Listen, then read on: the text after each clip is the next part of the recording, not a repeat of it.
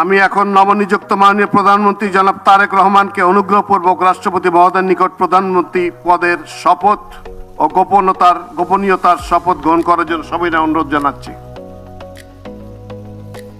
নবনিযুক্ত মাননীয় প্রধানমন্ত্রীর শপথ পাঠ পরিচালনা করার জন্য রাষ্ট্রপতি মহোদয়কে বিনীত অনুরোধ জানাচ্ছি। বিসমিল্লাহির রহমানির রহিম। আমি সশ্রদ্ধ চিত্তে তারেক রহমান সশস্ত্র চিত্রে শপথ করিতেছি যে আমি আইন অনুযায়ী সরকারের প্রধানমন্ত্রী পদের কর্তব্য বিশ্বস্ততার সহিত পালন করিব। আমি বাংলাদেশের প্রতি অকৃত্রিম বিশ্বাস ও আনুগত্য পোষণ করিব।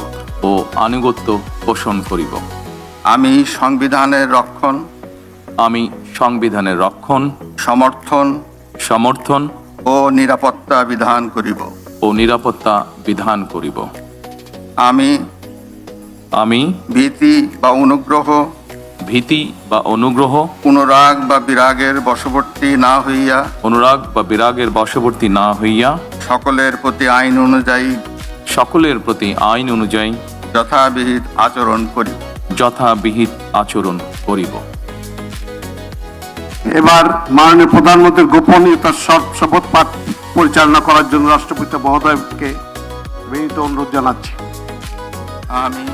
আমি তারেক রহমান সশস্ত্র চিত্রে শপথ করিতেছি যে সরকারের